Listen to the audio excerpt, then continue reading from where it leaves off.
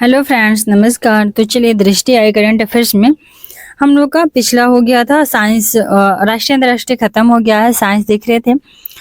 तो साइंस में ये नेक्स्ट टॉपिक था 2005 एक्स 296 क्षुद्र ग्रह। तो 2005 एक्स 296 क्षुद्र ग्रह है, जो इसके बारे में देखते हैं। तो हाल ही में अंतर्राष्ट्रीय खगोलीय संघ IAEU इंटरनेशनल एस्ट्रोनॉमिकल यूनियन जो है, तो उसके माध्यम से प्रोफेसर जयंत मूर्ति के नाम पर एक क्षुद्र ग्रह एस्टेरॉयड का नामकरण करने की घोषणा की गई थी। तो प्रोफेसर जयंत मूर्ति के नाम पे एक एस्टेरॉयड क्षुद्र ग्रह नामकरण करने की घोषणा की गई है। वहीं 2005 EX 296 जो है नामक क्षुद्र ग्रह को 215884 जयंत मूर्ति नाम दिया गया है। तो 2005 EX 296 नामक क्षुद्र ग्रह को 215884 जयंत मूर्ति नाम दिया गया। नेक्स्ट है कि IAEU जो है उसके द्वारा अपने छोटे पिंडों के नामकरण पे कार्य समूह working group on small bodies nomenclature के माध्यम से यह घोषणा की गई थी। तो छोटे पिंडों के नामकरण पे यह जो घोषणा की गई थी वो IAEU इंटरनेशनल एस्ट्रोनॉमिकल यूनियन के द्वारा घोषणा की गई थी। नेक्स्ट पॉइंट है कि उल्लेखनीय है कि जो IAEU है इसका यह IAEU का यह कार्य समूह और मंडल में स्थित सभी क्षुद्र ग्रहों, धूमकेतुओं और अन्य लघु पिंडों को आधिकारिक नाम प्रदान करने के लिए नामित एक निकाय है। तो IAEU का यह कार्य समूह सौर मंडल में स्थित सभी प्रकार के क्षुद्र ग्रह, धूमकेतु और जो भी छोटे छोटे पिंड होते हैं उनका आधिकारिक नाम देने के लिए एक संस्था का बनाया गया है, जिसका नाम है पहले से ही इंटरनेशनल एस्ट्रोनॉमिकल यूनिट। तो जो क्षुद्र ग्रह है 215884 है, यह जयंत मूर्ति की खोज वर्ष 2005 में की गई थी।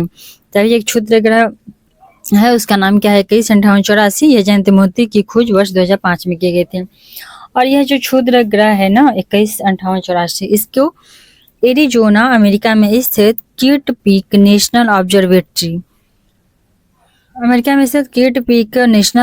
के माध्यम से अमेरिकी खगोलविद MW बुई ने खोजा था। यह जो क्षुद्र ग्रह है वो मंगल और बृहस्पति के मध्य स्थित है। तो एग्जाम के पॉइंट से ये इम्पोर्टेंट है कि मंगल और बृहस्पति के बीच में क्षुद्र ग्रह यह स्थित है, जिसका नाम है, क्या नाम था, 215884 मंगल और बृहस्पति के मध्य स्थित है।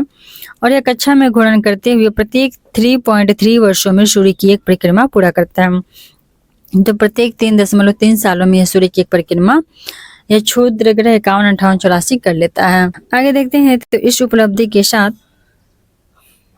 प्रोफेसर जो जयंत मूर्ति थी, इन्होंने भारतीय खगोल भौतिकी संस्थान के उन 2 पूर्व निदेशकों की श्रेणी में शामिल हो गए जिनके नाम पर किसी क्षुद्र ग्रह का नामकरण किया गया है। तो जयंत मूर्ति जो प्रोफेसर है वो भारतीय खगोल संस्थान में उनके पहले भी 2 निदेशकों को उनके नाम पे दे दिया गया, क्षुद्र ग्रह का नामकरण कर दिया गया है। तो उल्लेखनीय है कि इसके पहले प्रोफेसर MK वेणु बप्पू के नाम पे 2596 वेणु बप्पू क्षुद्र ग्रह का नाम रखा गया था और JC भट्टाचार्य के नाम पे 8348 भट्टाचार्य क्षुद्र ग्रह का नामकरण किया जा चुका है। तो वेणु बप्पू के नाम पे किया जा चुका है, भट्टाचार्य के नाम पे किया जा चुका है।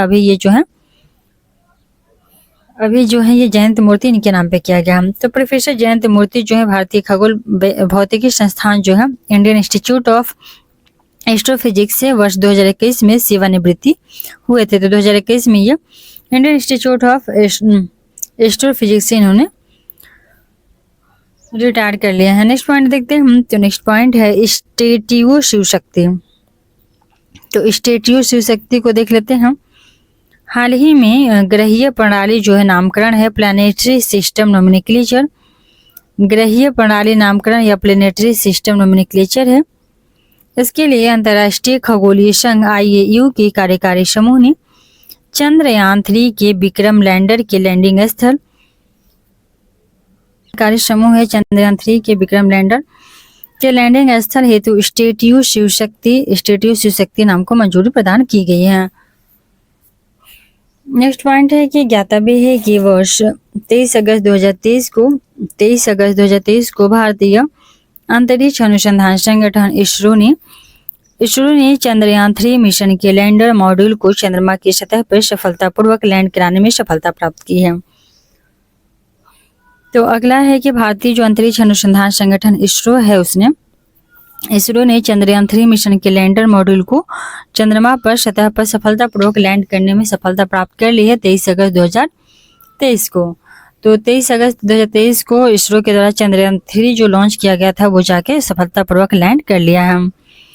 और जो स्टेटियो शिव शक्ति क्या है, तो ये चंद्रयान 3 के विक्रम लैंडर के जो लैंडिंग स्थल है, तो उस लैंडिंग स्थल का नाम स्टेटियो शिव शक्ति नाम को मंजूरी दे दिया गया है। तो जहाँ पे विक्रम 3 लैंड किया, जहाँ पे वो रुका, तो वो उस स्थान का नाम स्टेटियो शिव शक्ति को मंजूरी दे दिया गया है।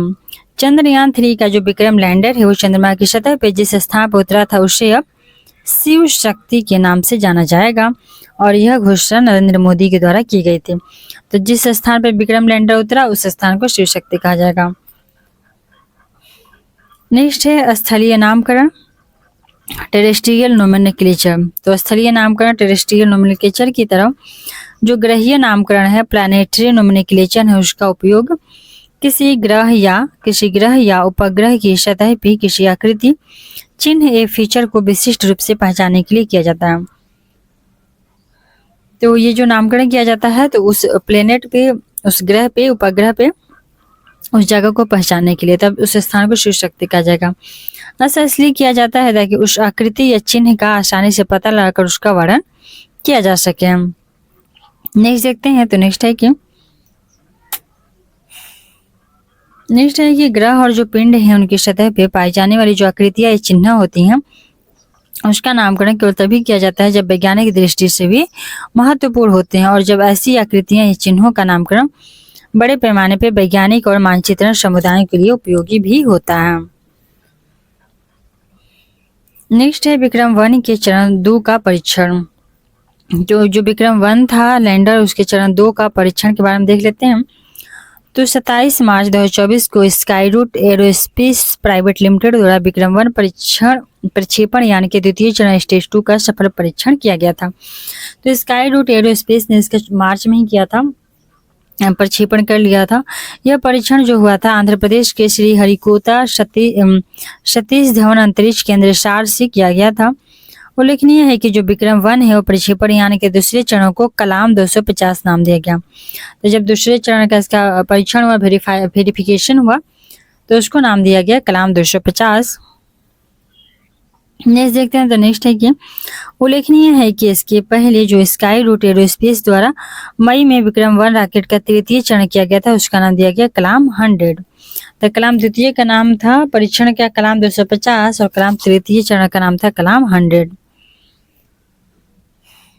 ज्ञातव्य है कि 24 अक्टूबर 2023 को स्काईरूट एरोस्पेस प्राइवेट लिमिटेड ने विक्रम 1 रॉकेट का अनावरण किया था। तो 24 अक्टूबर 2023 को इसका अनावरण किया गया था। आगे देख लेते हैं।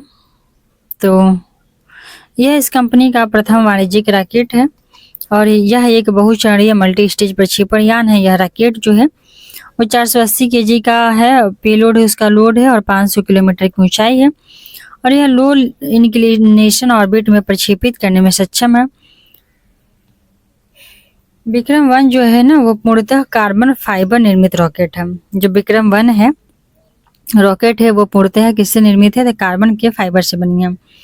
तो विक्रम 1 जो रॉकेट है वो कार्बन फाइबर से बनी है और यह 3D प्रिंटेड तरल इंजनों से युक्त है। ज्ञातव्य है कि जो विक्रम 1 है वो स्काईरूट, एक ये कंपनी है अपना private company Skyroot aerospace private limited, इसके द्वारा निर्मित यह दूसरा रॉकेट है। इसके पहले भी एक रॉकेट का निर्माण कर चुका है स्काईरूट एरोस्पेस।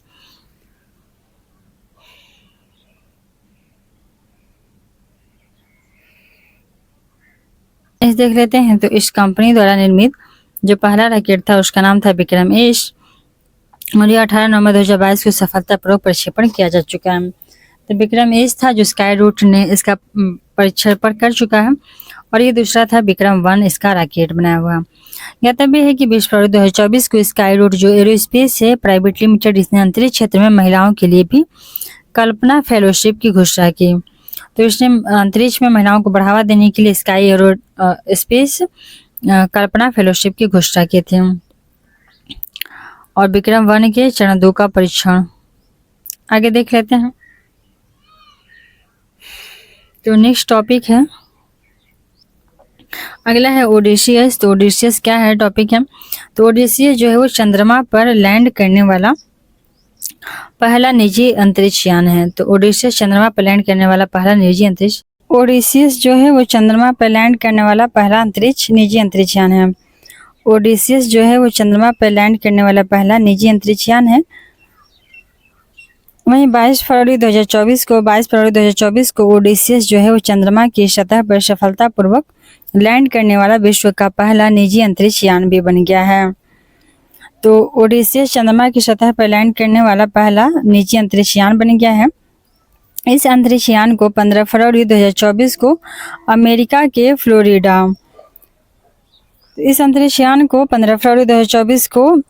के फ्लोरिडा स्थित केनेडी स्पेस सेंटर से स्पेस एक्स के फाल्कन 9 रॉकेट द्वारा प्रक्षेपित किया गया था।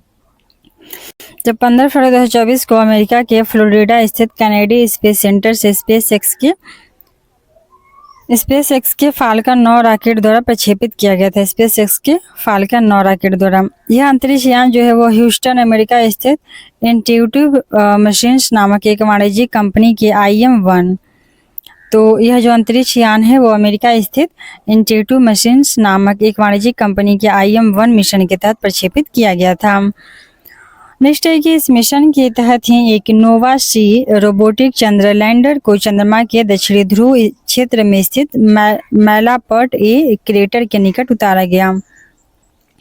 तो इस मिशन के तहत ही क्या हुआ था, तो एक नोवा सी था, रोबोटिक चंद्र लैंडर था।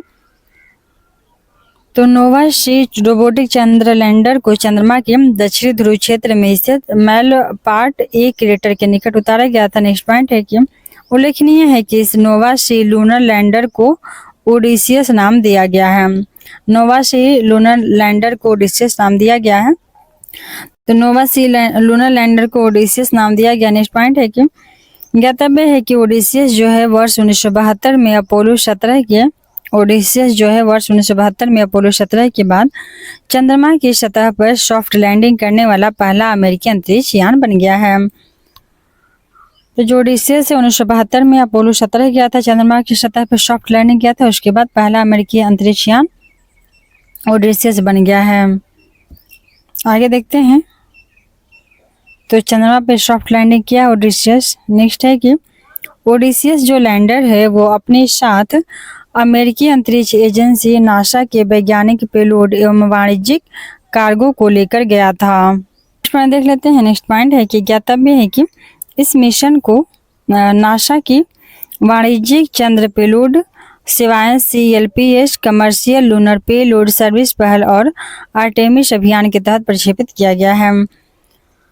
तो इस मिशन को नासा की वाणिज्यिक चंद्र पेलोड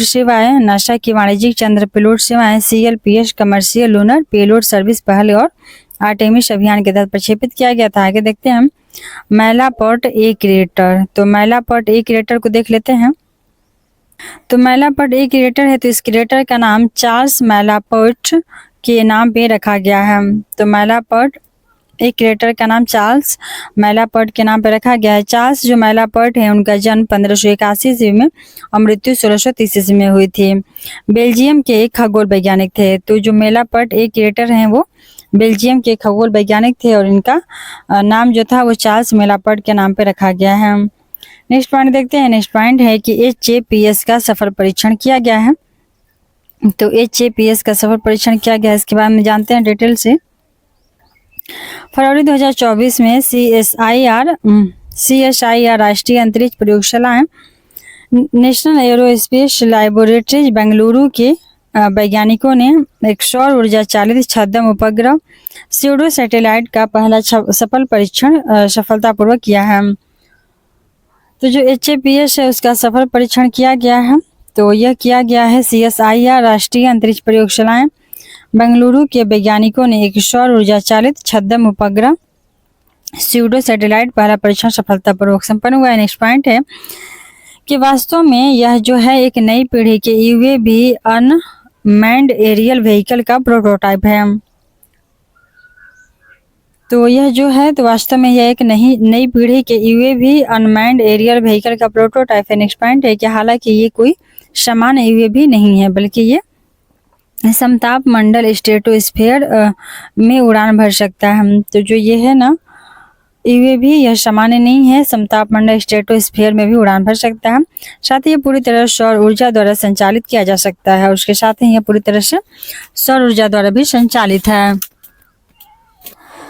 इस प्रकार के यूएवी को HAPS high altitude pseudo satellite या HALE high altitude long endurance vehicle भी कहा जाता है। तो इस प्रकार के यूएवी को HAPS high altitude pseudo satellite या फिर HALE high altitude long endurance vehicle कहा जाता है। नेक्स्ट पॉइंट है कि उल्लेखनीय है कि HAPS को अंतरिक्ष में पृथ्वी की परिक्रमा करने वाले उपग्रहों और वायुमंडल में कम ऊंचाई पर उड़ान भरने वाले ड्रोन के मध्य उपस्थित अंतराल को कम करने के लिए डिजाइन किया गया है। देखते हैं कि HAPS को अंतरिक्ष में पृथ्वी की परिक्रमा करने वाले उपग्रह और वायुमंडल में कम ऊंचाई पर उड़ान भरने वाले ड्रोन के मध्य उपस्थित अंतराल को कम करने के लिए डिजाइन किया गया। नेक्स्ट पॉइंट है कि उल्लेखनीय है कि सद्य परीक्षण जो है वो कर्नाटक के चित्रदुर्ग जिले स्थित चलकेरे से किया गया है। तो कर्नाटक के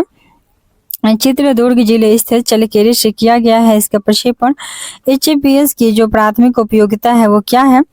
तो HAPS की प्राथमिक उपयोगिता है निरीक्षण करना, निगरानी करना, और साथ ही ये आपदा प्रबंधन में भी उपयोगी साबित हो सकता है। आगे देखते हैं, अगला पॉइंट है GSLV F14 INSAT 3DS।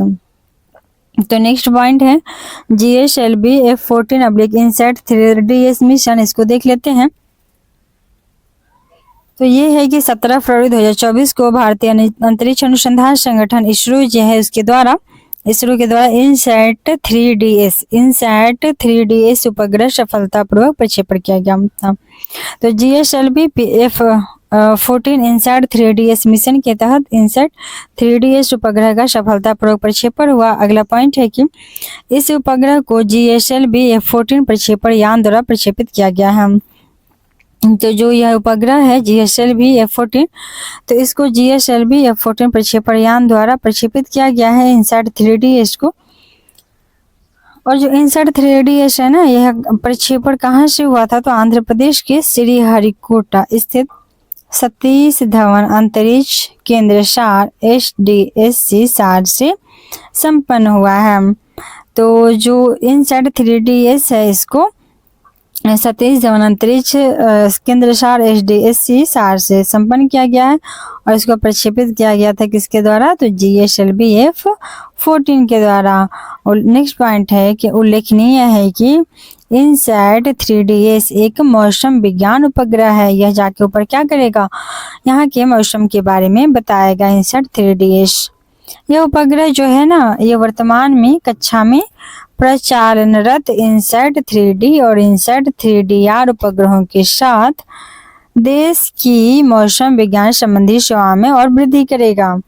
तो ऑलरेडी है मौसम से संबंधित 2 उपग्रह, कौन से? तो पहला है INSAT 3D और दूसरा है INSAT 3DR। तो इन दोनों के साथ मिल जाएगा अब INSAT 3DS। तो ये तीनों मिलकर के मौसम का पूर्वानुमान देंगे। नेक्स्ट पॉइंट है कि इस उपग्रह को मौसम पूर्वानुमान और आपदा चेतावनी के लिए भूमि और समुद्री सतहों के संवर्धित मौसम विज्ञान प्रक्षेपणों इनहैंस्ड मेट्रोलॉजिकल एवं निगरानी के लिए डिजाइन किया गया है। आगे देखते हैं। तो आगे नेक्स्ट है कि उल्लेखनीय है कि यह जो मिशन है वो केंद्रीय पृथ्वी विज्ञान मंत्रालय द्वारा पूरी तरह से वित्त पोषित है। नेक्स्ट पॉइंट है कि ज्ञातव्य है कि जो INSAT 3DS है इसका लिफ्ट ऑफ भार कितना है? तो 2274 kg है। तो INSAT 3DS का जो लिफ्ट भार है तो वो है 2274 kg। केंद्रीय पृथ्वी विज्ञान मंत्रालय के विभिन्न विभाग संस्थान बेहतर मौसम पूर्वानुमान और मौसम विज्ञान सेवाएं प्रदान करने के लिए INSAT 3DS उपग्रह के डेटा का भी उपयोग करेंगे। जिनमें क्या शामिल है? तो जिनमें शामिल है, पहला पॉइंट भारत मौसम विज्ञान विभाग IMD, भारत मौसम विज्ञान विभाग IMD। दूसरा पॉइंट है राष्ट्रीय मध्यम अवधि मौसम पूर्वानुमान केंद्र national centre for medium range weather forecasting NCMRB Noida. तो राष्ट्रीय मध्यम अवधि मौसम पूर्वानुमान केंद्र national centre for medium range weather forecasting शामिल है नोएडा में। आगे देखते हैं थर्ड पॉइंट। तो थर्ड पॉइंट है कि राष्ट्रीय उष्ण देशीय मौसम विज्ञान संस्थान भी शामिल है। 4 है कि राष्ट्रीय समुद्री प्रौद्योगिकी संस्थान ESO भारतीय राष्ट्रीय, इतना सारा चीज शामिल है, इसको हटाइए। श्रद्धा मिशन की अन्य खास बातें क्या है, तो इस मिशन की और क्या मौसम के अलावा क्या करेगा, तो भूतुल्यकालिक उपग्रह मोचनयान अर्थात GSLV, यह 16वीं का उड़ान थी यह।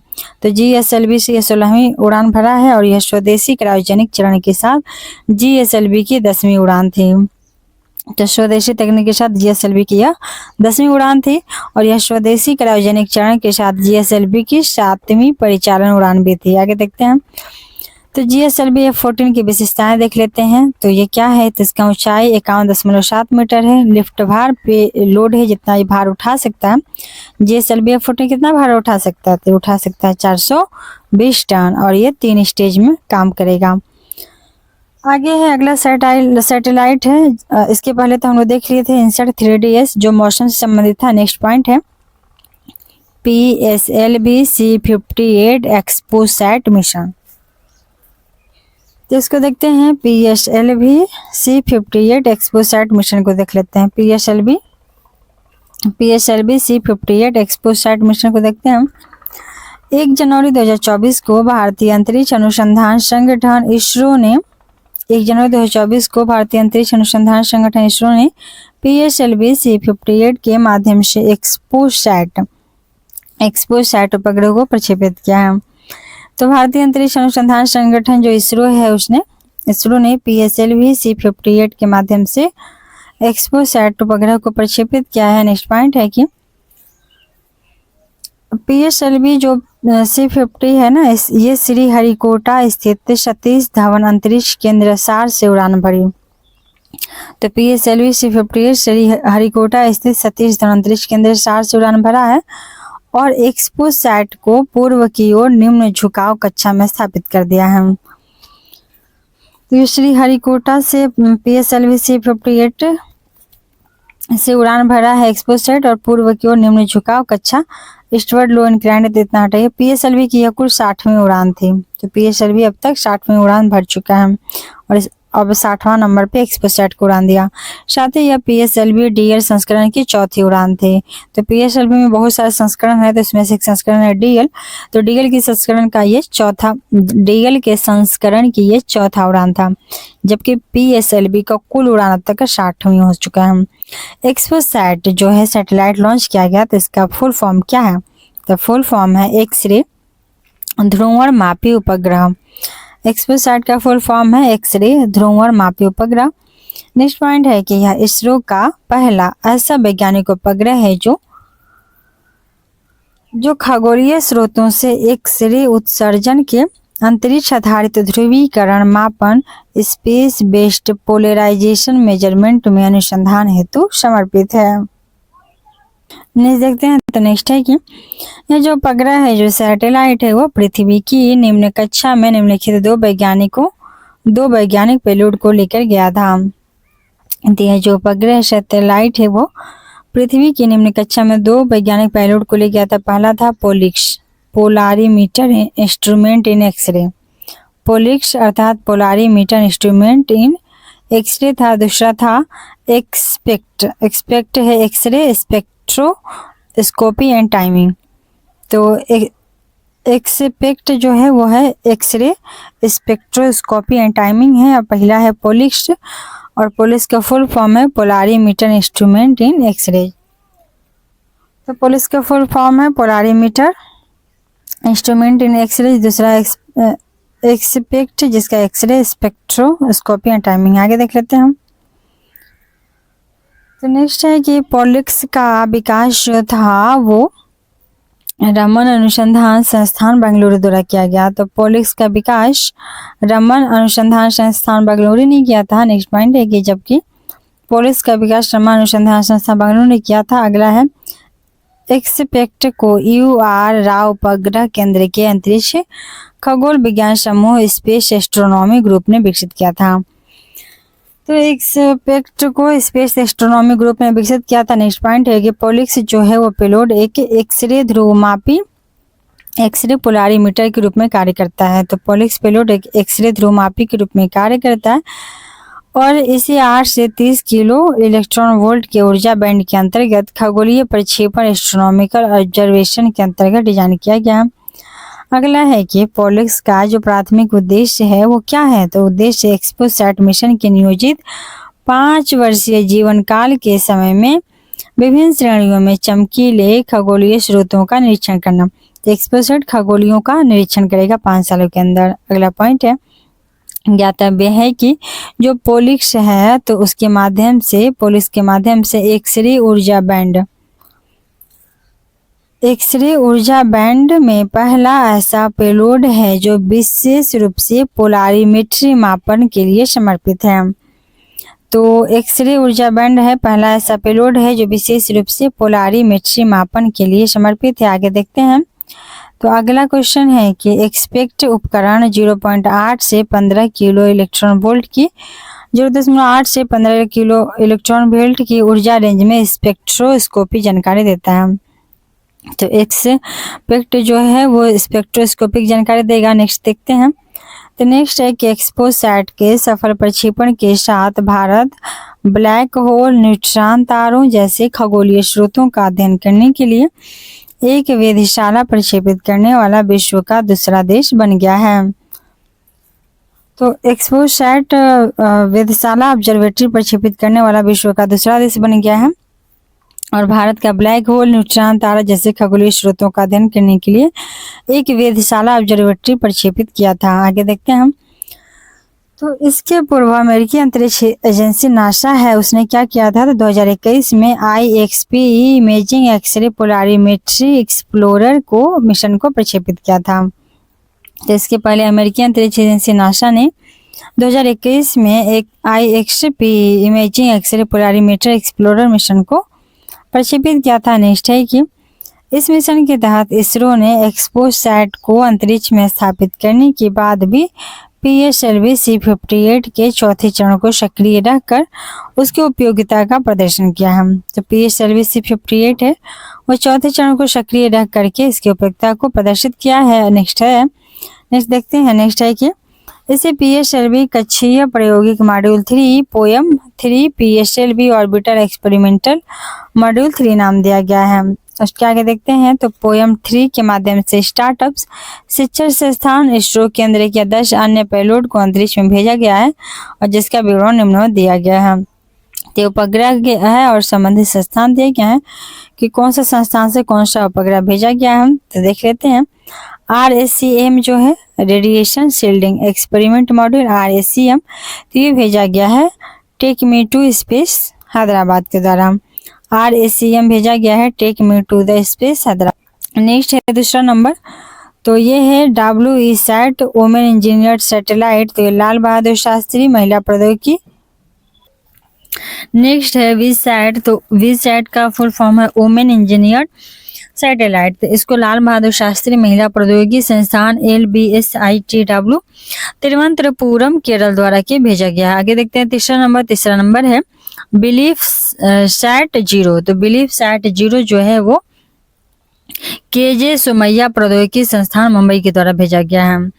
तो बिलीव सैट 0 जो है वो KJ सोमैया प्रौद्योगिकी संस्थान मुंबई के द्वारा भेजा गया है। 4 नंबर पॉइंट देखते हैं। तो 4 नंबर है कि ग्रीन इम्पल्स ट्रांसमीटर जो है वो Inspecity space laboratories private limited Thane के द्वारा भेजा गया। तो चौथा ग्रीन इम्पल्स ट्रांसमीटर है वो ठाणे के द्वारा भेजा गया ग्रीन इम्पल्स ट्रांसमीटर। आगे देख लेते हैं। तो इतना सारा है, इसको शॉर्ट में देखते हैं जल्दी से या फिर इसको देखेंगे अगले वीडियो में। आज इस वीडियो को यहीं पे समाप्त कर देते हैं और ये जो नया वाला चैप्टर है इसको यहाँ से, इसके बाद नासा का शायकी अंतरिक्ष यान स्टार्ट है तो इसको हम लोग देखेंगे अगले वीडियो में। तो चलिए इस वीडियो को यहीं पे करते हैं समाप्त और मिलते हैं नेक्स्ट वीडियो में। Thanks for watching.